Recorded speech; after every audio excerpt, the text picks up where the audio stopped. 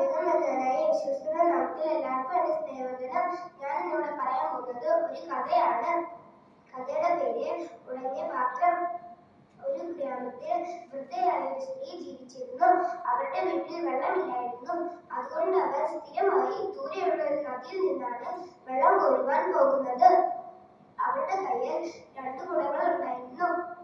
ഒരു കുടത്തിന് ചെറിയ പൊട്ടലുണ്ടായിരുന്നു. പക്ഷെ മറ്റേ കുടം ഒരു പൊട്ടലുമില്ലാത്ത നല്ല കുടമായിരുന്നു.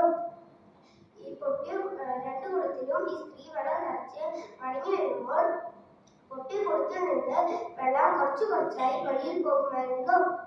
വീട്ടിലെത്തുമ്പോഴത്തേക്കും പൊട്ടിയ കുടത്തിൽ ആകെ പകുതി വെള്ളമേ ഉണ്ടാകാറുള്ളൂ.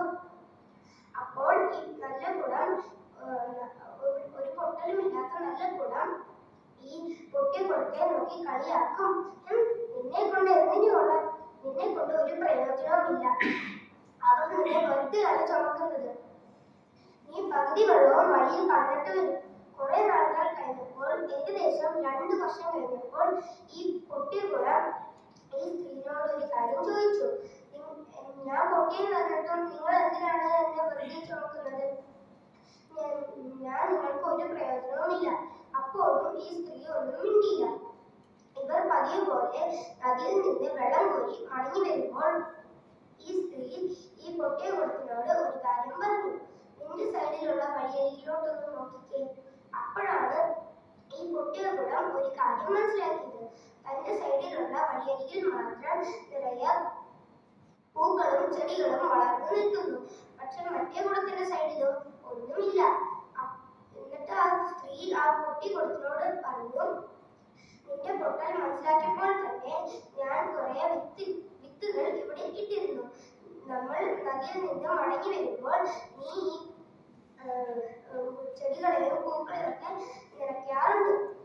ഇപ്പോൾ ഈ പൂക്കളെല്ലാം വളർന്ന് നല്ല ഭംഗിയുള്ളതായി തീർന്നിരിക്കുന്നു. എനിക്ക് ഈ പൂക്കളെയെല്ലാം വിറ്റ് കുറെ കാശുണ്ടാക്കാം. ഇതൊക്കെ കേട്ടപ്പോൾ പൊട്ടിയകുടത്തിന് വളരെ സന്തോഷമായി. പലപ്പോഴും നമ്മളും ഇങ്ങനെ തന്നെയാണ്. ഈ പൊട്ടിയ കുടത്തെ പോലെ നമ്മുടെ കുറവുകളെയും ബലഹീനതകളെയും ഓർത്ത് നമ്മളും വിഷമിക്കാറുണ്ട്. എന്നാൽ നമ്മുടെ ബലഹീനതകളെയും കുറവുകളെയും കർത്താവിന്റെ കയ്യിൽ ഏൽപ്പിച്ചാൽ അവൻ അതിനെ പ്രയോജനമുള്ളതാക്കി തീർക്കും. 1 Corinthians 1:27 പറയുന്നത് പോലെ ബലമുള്ളവനെ ലഭിക്കാൻ ദൈവം ബലഹീനമായതിനെ തിരഞ്ഞെടുത്തു. ആമേൻ.